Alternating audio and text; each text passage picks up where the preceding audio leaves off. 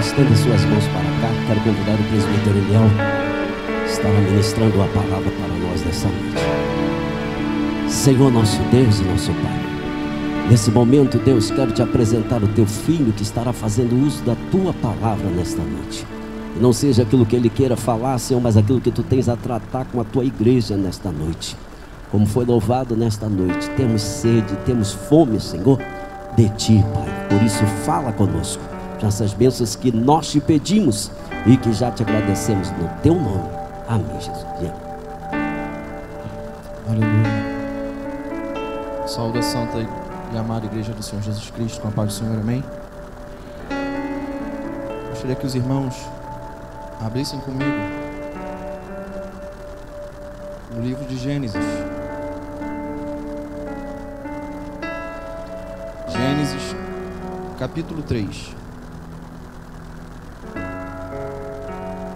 Quero agradecer a oportunidade primeiro ao Senhor, nosso Deus, seguida ao nosso pastor pela confiança de entregar o púlpito para que hoje ministrasse a palavra do Senhor. Sou grato ao Senhor por essa rica oportunidade. Sem demora, vamos ao texto.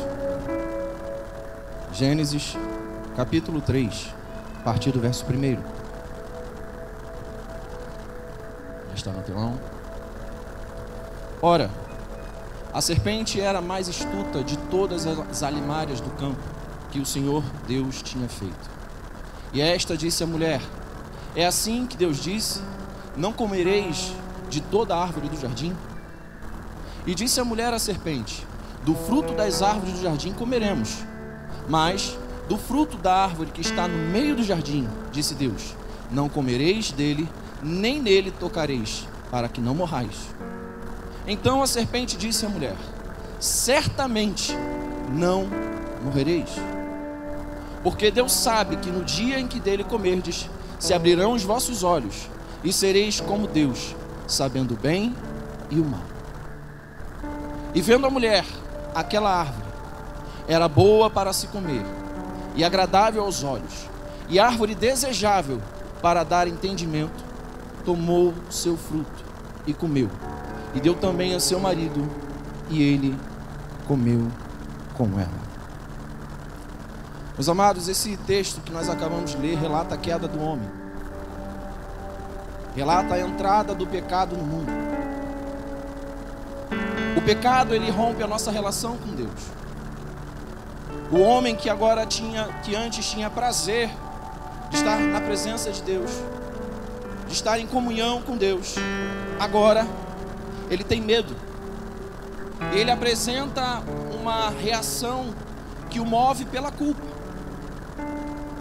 O pecado, ele rompe a nossa relação com o próximo. O casal que vivia em harmonia, desfrutando um do outro, da sua companhia, agora sentem vergonha um do outro e gera acusação um para com o outro. O pecado, ele gera uma lacuna na alma do homem. Agora o homem, ele vive em medo, agonia e em todo instante fugindo de Deus. O pecado, ele quebra a nossa relação com o mundo em que vivemos. A terra agora, ela é maldita, amaldiçoada por causa da atitude do homem. Os animais que viviam em harmonia com o homem, hoje geram nele medo.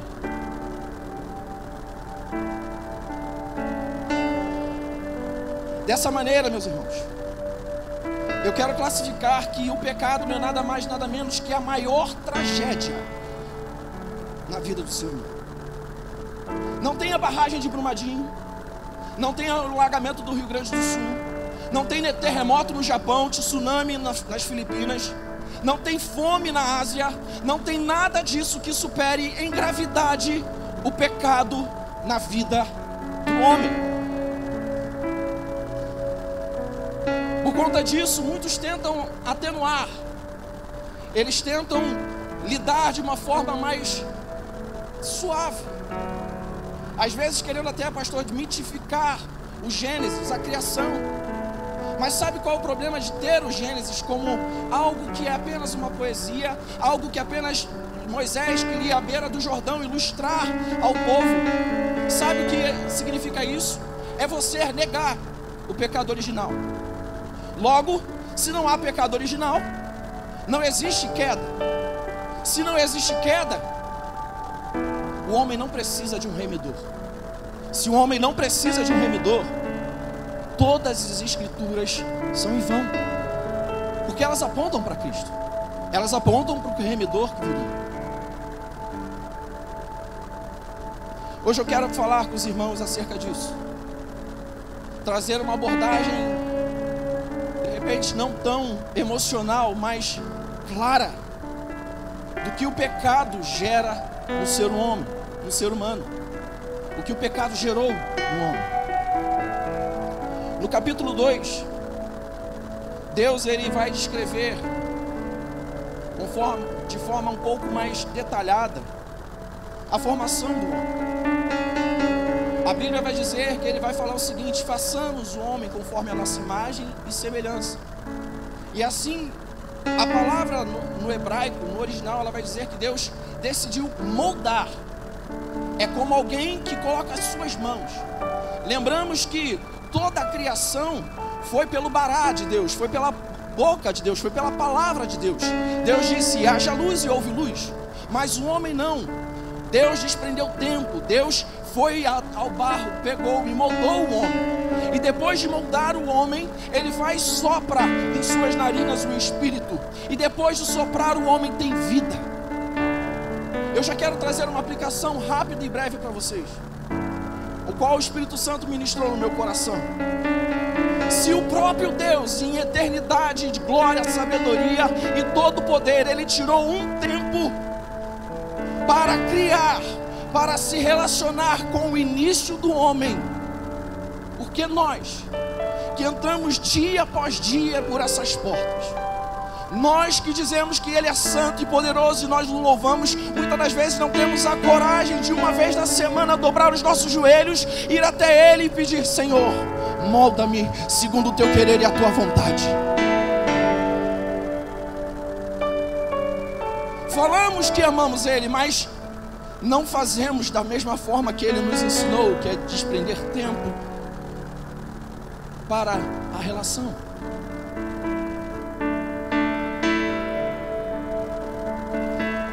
Esse texto deixa bem claro que Deus deu prioridade na relação com o homem, na relação para com o homem.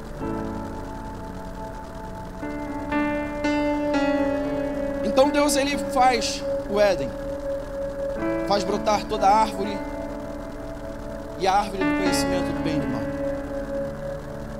E depois que ele fez tudo isso, e nesse relacionamento com o homem, ele vira para o homem e fala o seguinte: de toda a árvore do Éden você vai comer, mas da árvore do bem e do mal, dessa você não vai comer.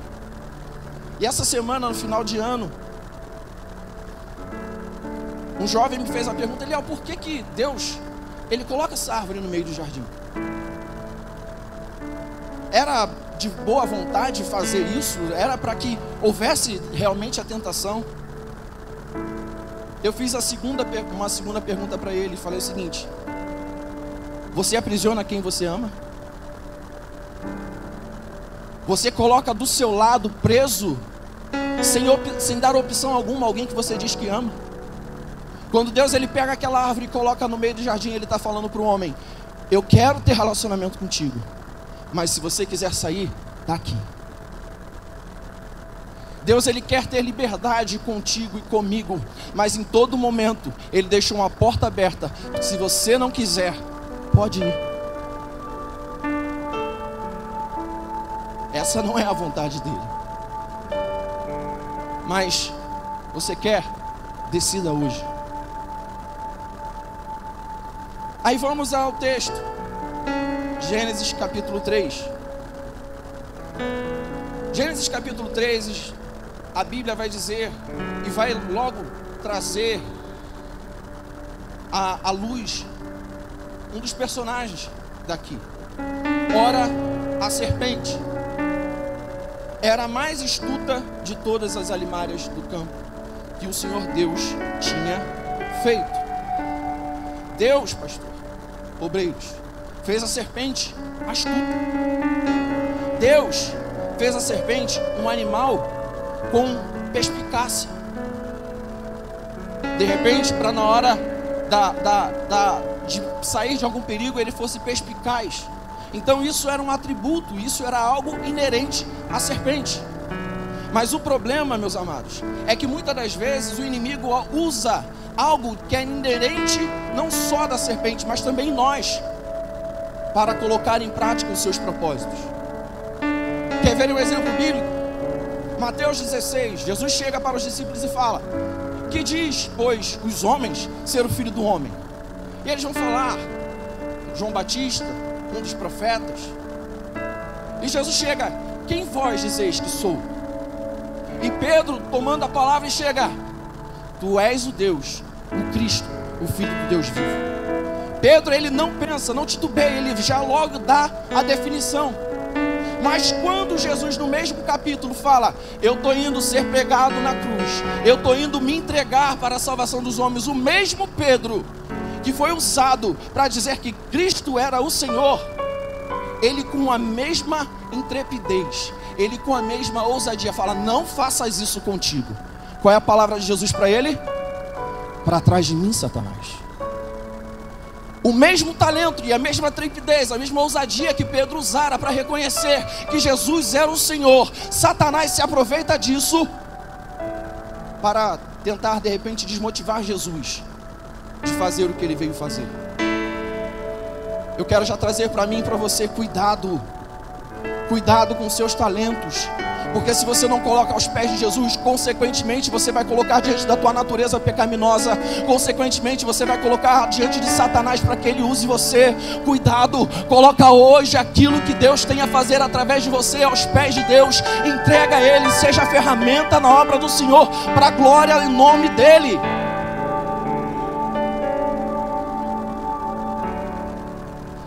Ela já vai chegar dizendo: Deus não disse: não comereis de toda a árvore do jardim? Ela chega já falando o seguinte: olha, será que é isso mesmo que vocês estão guardando até agora? Ela já vem iniciando o diálogo, querendo colocar dúvida. E a gente vai ver no decorrer do diálogo que ela conseguiu colocar dúvida. Por quê? Eva vai virar para ela e vai falar o seguinte: não é bem assim. Do fruto das árvores do jardim comeremos. Por que eu falo que a dúvida já foi trazida aqui? Se nós formos ver no capítulo 2, a ordem de Deus é: de toda árvore do jardim vocês vão comer livremente. Eva não fala livremente, ela fala: não comeremos da árvore do jardim. Qual é a diferença disso? A dúvida evidente que fica aqui para nós é acerca da bondade e liberdade que Deus quer dar a cada um de nós. A dúvida que fica aqui é que Eva começou já a ter no seu coração: será que Deus é bom assim mesmo? Será que Deus é de toda bondade?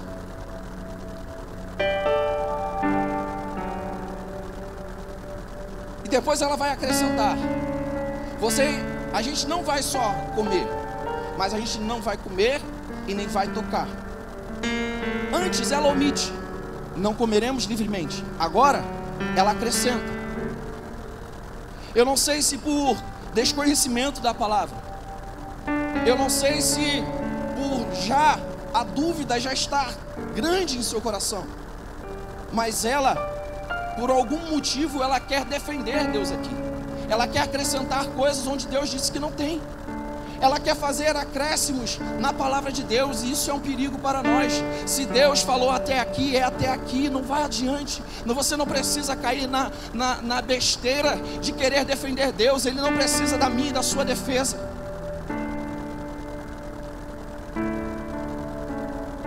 Quando ela faz isso, e a dúvida fica evidente no coração, aí Satanás, através da serpente, ele vai falar o seguinte: olha, Eva, certamente vocês não vão morrer.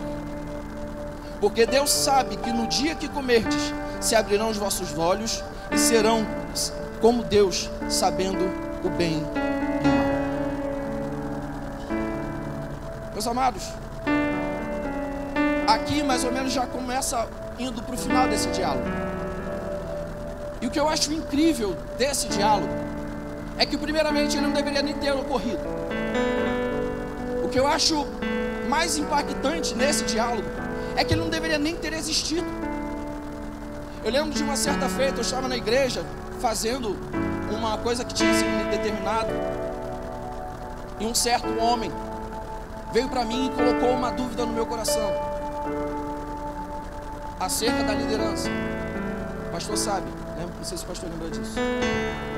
Eu virei para ele e falei o seguinte: você tem certeza do que você está falando? Ele tem. Então eu vou fazer o seguinte com você: a primeira oportunidade que eu tiver com o pastor, eu vou falar com ele. Ele: não, é que... Se não, a primeira oportunidade que eu tiver com o pastor, eu vou levar a ele. Tudo bem? Ele: não, mas sim, você não tem certeza do que você está dizendo? Ele: tem. Mas por que então você não quer que eu leve? O que você quer gerar em mim? Você quer gerar em dúvida? Você quer que eu fique com isso no meu coração, ao ponto de eu ficar alimentando isso? Daqui a pouco eu não confiar mais na minha liderança.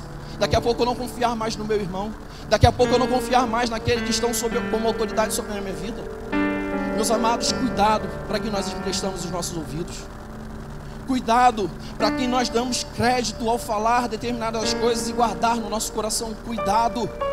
Satanás, da mesma forma que no Éden até hoje, ele continua querendo trazer dúvidas acerca de quem você é, trazer dúvidas acerca de quem Deus é para você e para mim. Cuidado.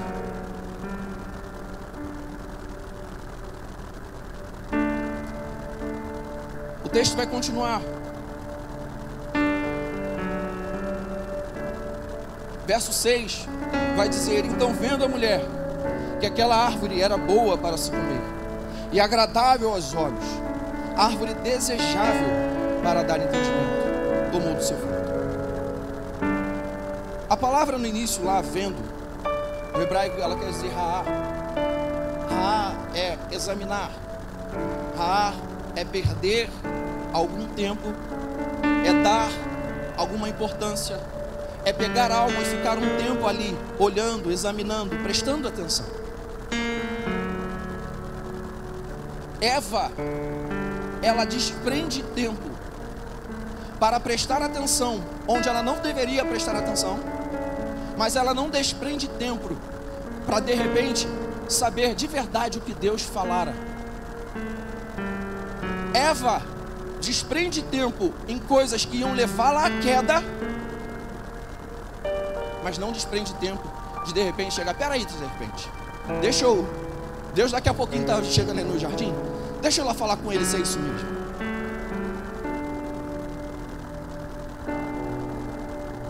Quanto tempo a gente tem desprendido no nosso dia a dia em coisas que certamente levarão a gente à morte?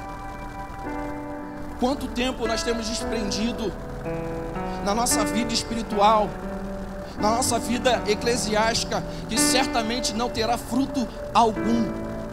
Meu irmão, minha irmã, você não foi chamado para perder tempo nesta terra.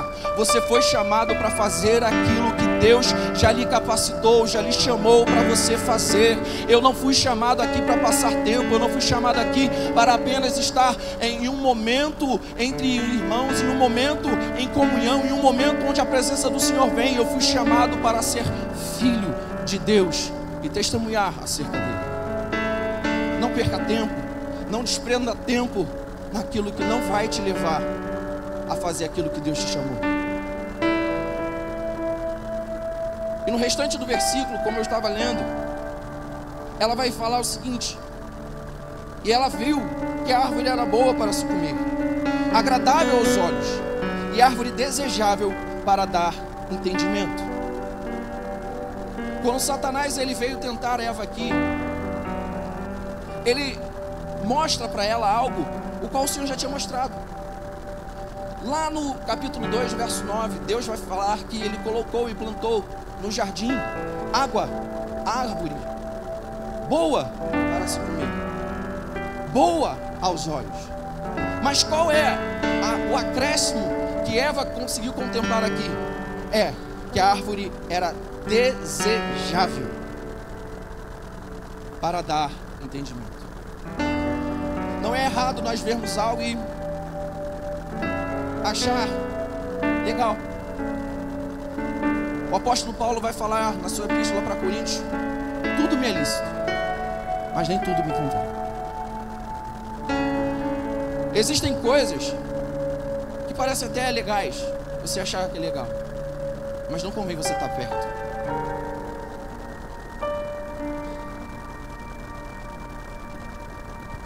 Eu aprendo aqui, meus amados, que Satanás, ele começa a tirar, começa a colocar e apontar para o homem, e tirar do homem o foco do prazer da presença de Deus, e dar o foco no prazer humano, mundano.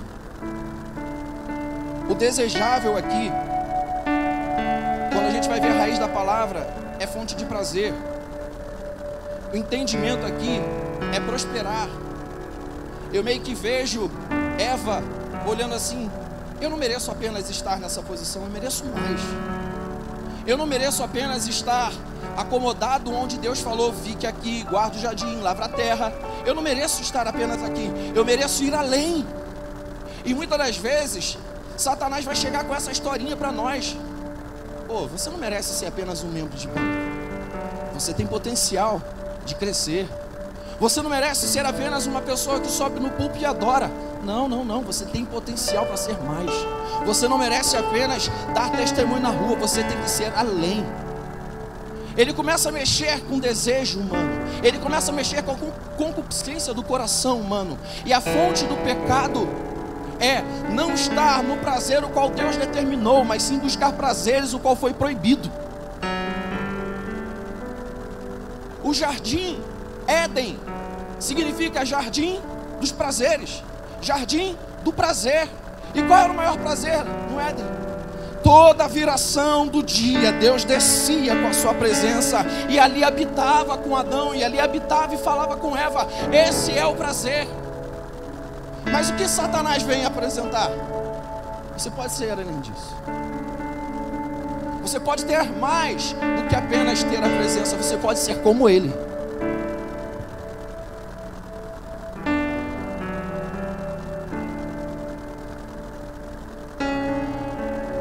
Então, como a Bíblia vai nos relatar, Eva pega do fruto, come do fruto e dá ao seu marido para comer também. E os olhos foram abertos e conheceram que estavam nus, conheceram a condição o qual eles passaram a estar.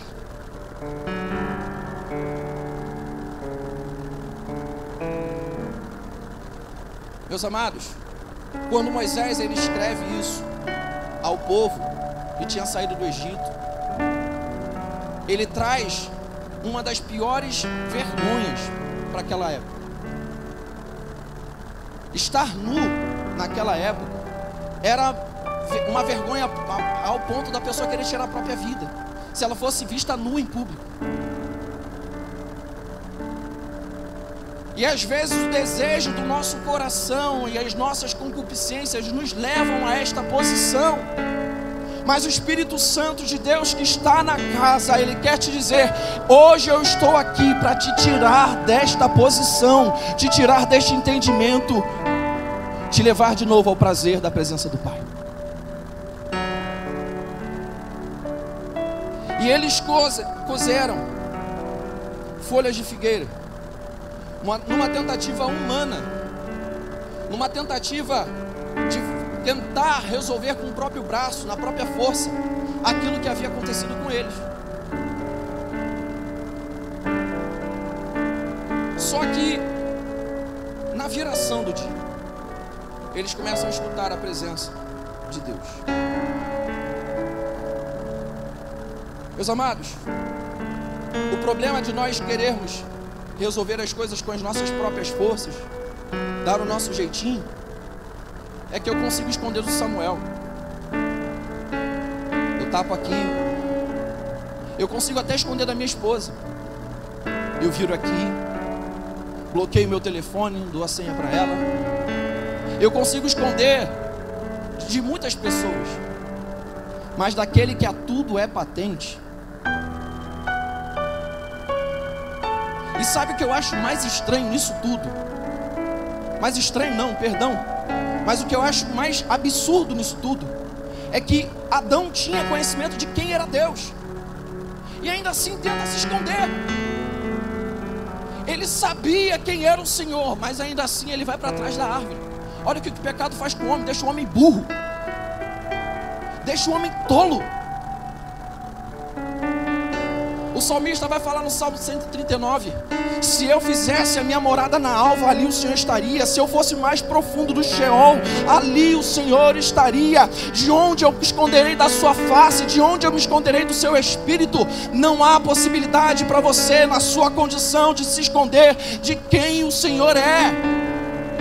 Os seus olhos, como chama de fogo, estão sobre nós, e Ele conhece e sabe a sua e a minha condição.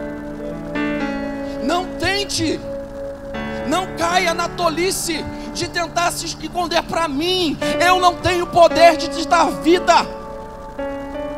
eu não tenho poder de te reconciliar com o Pai, mas Ele se arrependa hoje.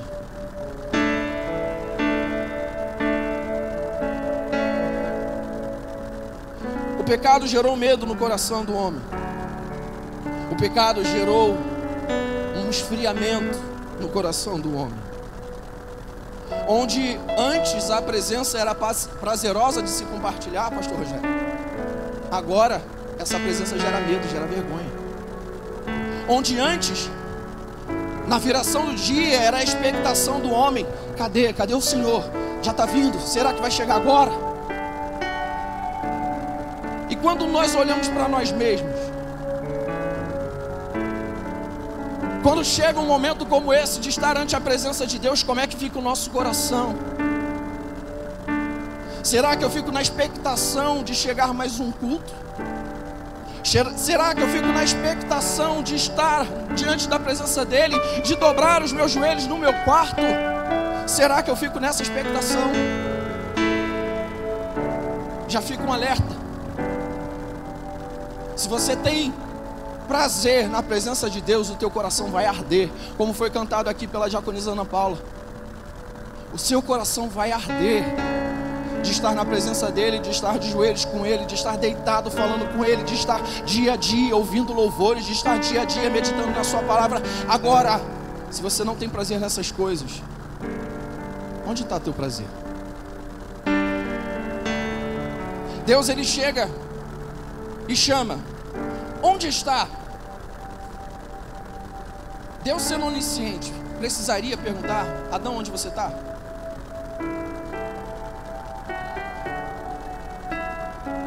Adão vai responder: ouvir a tua voz no jardim e temi, porque estava nu e escondido. Adão reconhece a sua condição. Adão fala para o Senhor: Senhor, eu estou nu. Mas aqui ele não está reconhecendo a sua posição, pedindo perdão, ou até mesmo indo ao Senhor com o coração contrito. Ele estava: Senhor, eu me escondi por causa disso. Ele está querendo justificar a sua atitude de se esconder. Ele está querendo justificar a sua atitude de não se apresentar a Ele. Ei, o Espírito do Senhor está te dizendo: oh, não fuja de mim, se apresente a mim. Muitas das vezes a nossa condição vai querer fazer com que nós fujamos dEle, fazer com que nós vamos para trás das árvores. Mas não faça isso. Se apresente ao Senhor. Deus pergunta a Adão: quem te disse que você estava nu? Por acaso comeste da árvore que te ordenei para não comer? Gente, o Senhor já não sabia. Eu vejo aqui a clara intenção do Senhor de dar uma oportunidade a Adão. Deus está te dando uma oportunidade nesse momento. Deus está te dando uma oportunidade hoje. conhece quem você é, Ele sabe que você está nu, Ele sabe porque você está se escondendo por trás da árvore. Ele sabe, mas Ele está te dando a oportunidade de chegar até Ele. Senhor, eu pequei. Senhor, eu desobedeci. Senhor, eu não fiz aquilo que o Senhor me determinou a fazer.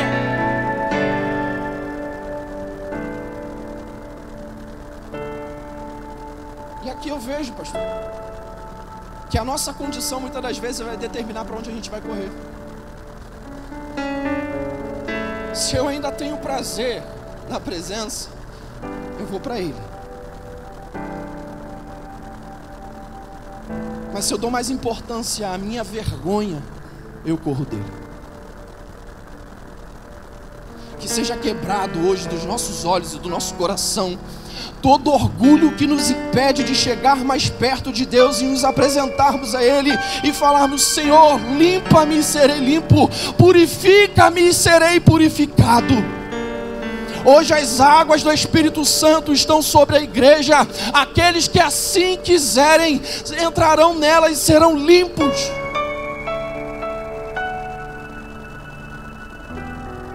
Só que depois Deus perguntar: Adão, você comeu? Aí Adão escangalha o negócio, porque ele vai falar: a mulher que tu me deste me deu de comer. Ele aqui não só coloca a culpa na mulher, mas ele coloca a culpa em Deus, porque não foi só a mulher que deu a ele, mas foi a mulher que Deus deu a ele.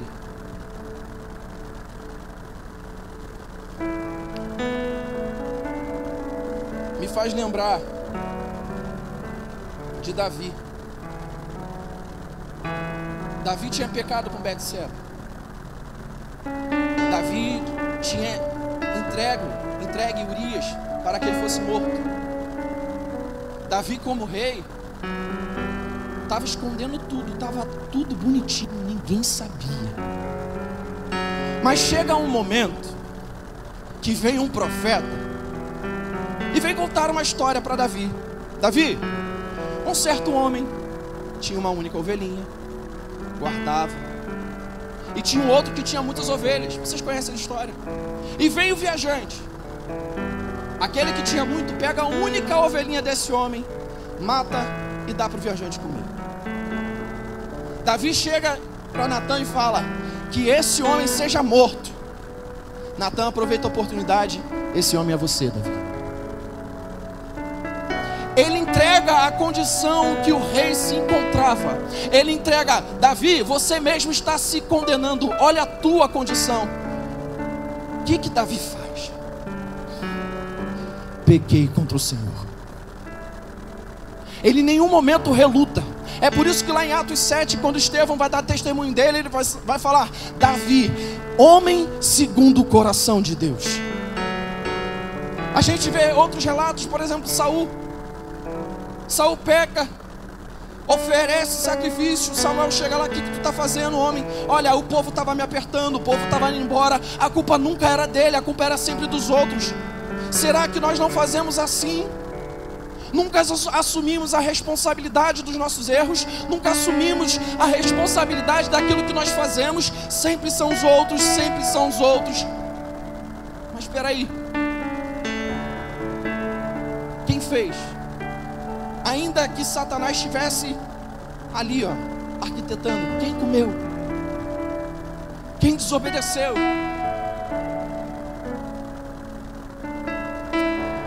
Que recaia o temor do Senhor sobre as nossas vidas, igreja. Que recaia o temor do Senhor sobre as nossas vidas. Já quando Eva é indagada, ela coloca a culpa na serpente. Já viu aquele crente que sempre quando acontece alguma coisa: não, o diabo está furioso, ele fez eu cair. Olha, se você é esse tipo de crente nessa noite, deixa eu te dar duas passagens que trazem a nós a responsabilidade. Tiago capítulo 4, verso 7: sujeitai-vos, pois, a Deus, resisti ao diabo e ele fugirá de vós. Sabe por que muitas das vezes nós caímos no conto da serpente? É porque nós não estamos sujeitos à palavra de Deus. Sabe por que muitas das vezes caímos no conto daquele que muitas das vezes não tem compromisso com a palavra de Deus e vem nos contaminar? Porque antes de termos compromisso com a palavra, nós ficamos em dúvida com aquilo que ouvimos. Quer outro texto? 2 Timóteo, capítulo 2, verso 22. O apóstolo Paulo vai orientar o jovem Timóteo da seguinte maneira: Timóteo, foge das paixões da sua mocidade. O diabo você resiste, agora a tua própria carne, a tua própria concupiscência, sai de perto. Às vezes nós queremos demonstrar uma certa: não, comigo isso não acontece, eu sou bonzão, eu isso, eu aquilo. Você já está sendo enganado por Satanás. Se você tem um pecado, você tem uma fraqueza com adultério, foge. Se você tem fraqueza na fornicação, foge. Se você tem fraqueza na mentira, foge. O Espírito Santo de Deus não é somente aquele que te dá a mão para te levantar, mas também é aquele que te sustenta para não cair. A palavra de Deus te dá refúgio, te dá orientação, me dá orientação. Eu caio se eu quiser. O Espírito Santo de Deus está na casa, igreja. Se você tem alguma coisa para falar, fala com Ele agora. Ele está te dando renovo para que você consiga sustentar neste ano, em meio ao pecado, em meio à tentação.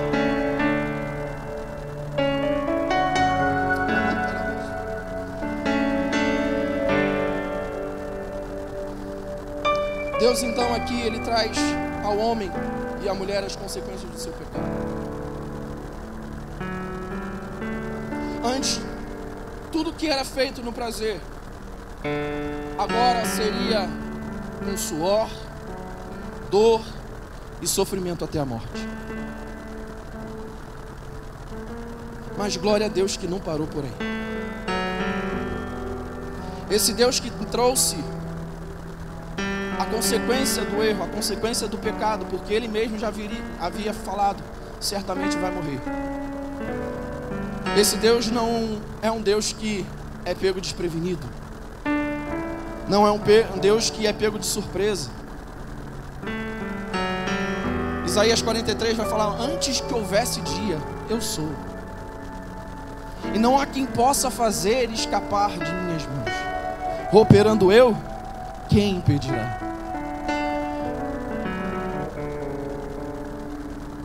Primeira Pedro, capítulo 1, 18 a 20, vai dizer o seguinte: sabendo que não foi com coisas corruptíveis, como prata ou ouro, que foste resgatado da vossa vã maneira de viver, por tradição recebeste dos vossos pais, mas com o precioso sangue de Cristo, como de um cordeiro imaculado e incontaminado, o qual, na verdade, em outro tempo foi conhecido antes da fundação do mundo, mas manifestado nesses últimos tempos por amor de vós. O próprio texto vai mostrar que o Deus que trouxe as consequências é o Deus que também traz a solução. Meu amado, eu quero te dizer que a solução para essa vida que você está vivendo, há refúgio e mudança no Espírito para essa vida que você está vivendo. A solução da parte de Deus para isso que você está vivendo não acabou. Você não está encerrado nesse tipo de vida, nessa vã maneira de viver. Você não está lacrado e não consegue sair disso. O Espírito Santo de Deus está aqui para te dizer: meu filho, se você quiser, eu quero. Minha filha, se você quiser libertação nisso daí, eu quero. O maior interessado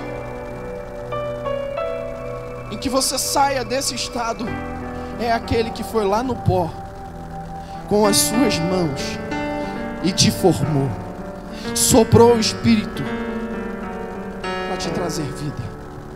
Ele é o maior interessado em solucionar a situação do homem. No próprio texto, Gênesis 3,15, Deus vai falar o seguinte: porém inimizade entre ti e a mulher, entre tua semente e a semente da mulher. O que isso quer dizer, igreja? Deus, Ele prometeu vitória para cada um de nós sobre o nosso tentador. Deus prometeu vitória para mim e para a tua vida sobre Satanás, que dia e noite vive te tentando, vive te acusando. Não dê guarida, porque o final dele é certo. Não abrigue dúvidas no seu coração.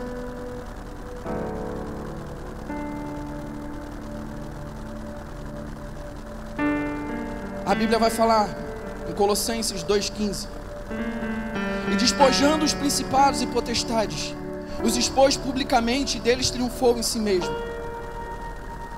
Jesus, Ele na cruz, Ele pegou a nossa sentença, onde o diabo muitas das vezes utilizava para condenar a minha e a tua vida. Ele pegou essa sentença, colocou na cruz e falou assim: vocês não têm mais poder sobre a vida daqueles que creem em mim.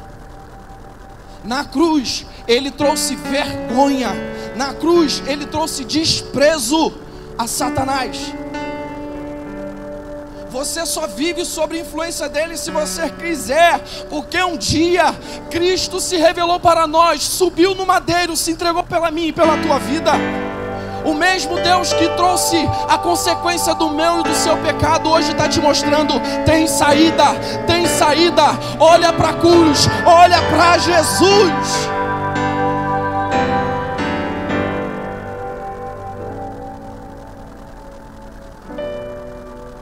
O nosso Deus é o Deus que dá vitória sobre a desesperança. Gênesis 3, verso 20 vai dizer que chamou Adão o nome de sua mulher Eva, porquanto ela era mãe de todos os viventes. O cenário era um cenário de aprisionamento, de expulsão. O cenário era um cenário onde quem visse Deus fazendo aquilo falava: acabou, agora não tem mais futuro, não tem mais esperança. Muitas das vezes Satanás, ele quer falar isso para mim e para você: olha, não tem solução para o teu pecado, não tem jeito para aquilo que você está passando. Mas a Bíblia vai dizer que mesmo após isso, Deus permitiu Eva ser mãe de gerações. Ainda que você pecou, Deus não cortou o seu futuro, ainda tem jeito. Ainda que vocês tenham entrado numa vida vã, uma maneira vã de viver, Deus está te dizendo: eu não cortei o seu futuro, eu ainda não decretei o que vai acontecer contigo. Se você vier para mim, terás o nome escrito no livro da vida. No meu dia eu te chamarei: vinde benditos de meu Pai, entrai para o gozo eterno. Deus é o Deus que dá vitória sobre a desesperança. Eu quero te dizer que ainda que você esteja num pecado e você está tendo dificuldade de confessá-lo, o Senhor te dá esperança para que você saia dele.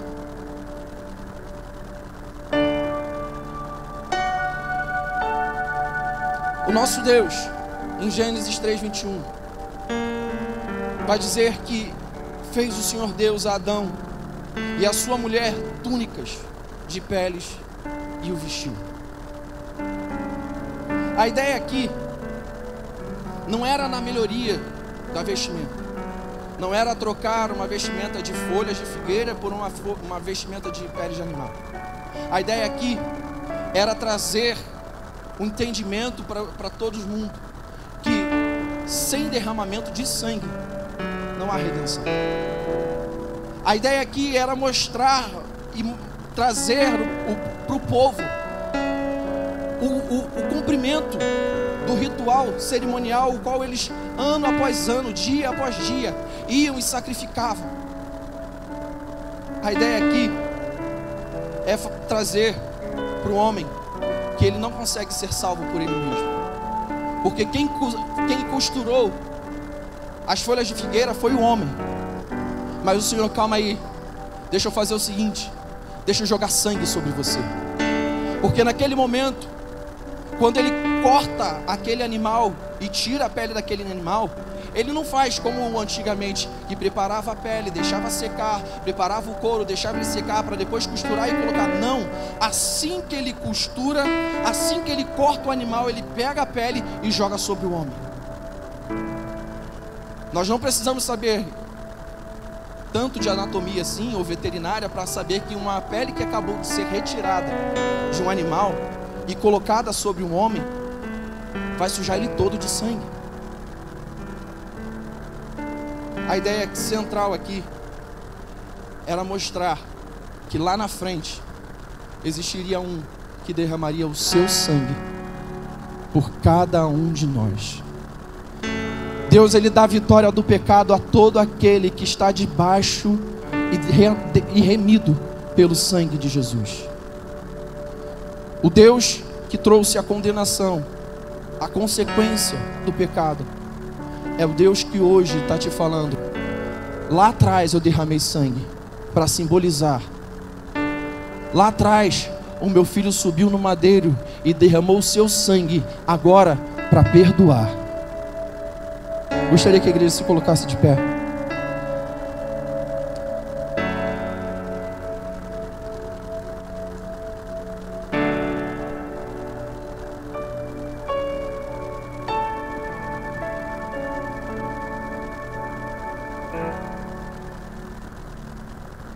Feche os seus olhos.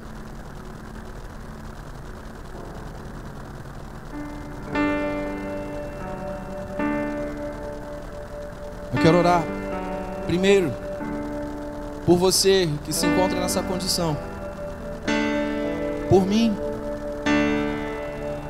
que preciso mudar, por você que entende que deve haver mudança na sua vida. Que o Espírito Santo de Deus vá ao teu encontro e você abra a porta do teu coração para haver mudança e limpeza. Curva a sua cabeça. Pai, nós estamos em tua presença, Deus. O teu Espírito Santo está aqui sobre a tua igreja. Pai amado, eu te peço, Espírito Santo, que o Senhor venha, Deus amado, nos incomodar, Deus. Pai Santo, que venhamos nos apresentar a Ti, Pai amado, para sermos lavados. Que venhamos nos apresentar ante a Ti, Pai Santo, para sermos remidos pelo Teu sangue. Senhor, não é tarde demais, eu sei disso. A Tua palavra diz que buscai ao Senhor enquanto se pode achar. Pai amado, nós estamos aqui, Pai Santo, e te pedindo, Pai querido, que Teu Espírito Santo caia com temor sobre os nossos corações e haja arrependimento das nossas obras, haja arrependimento, Pai amado, do que nós somos, de quem nós temos sido, Pai amado.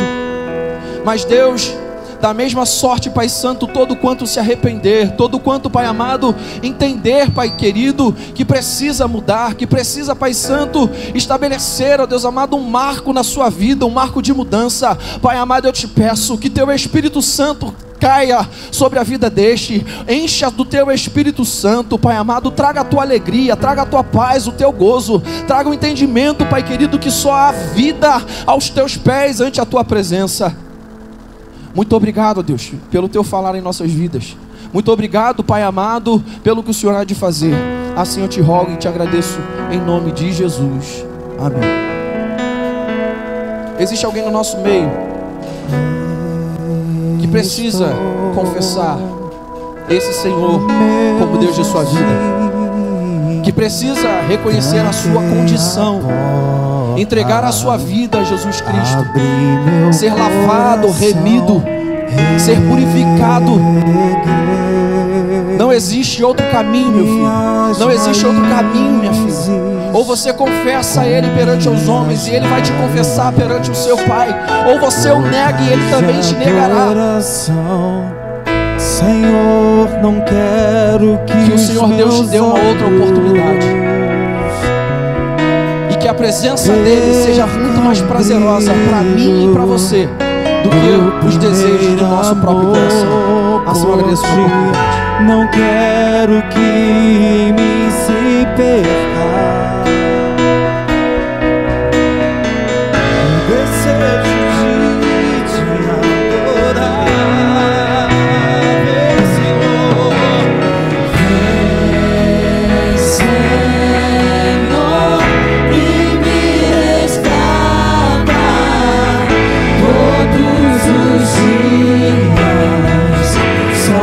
a ti.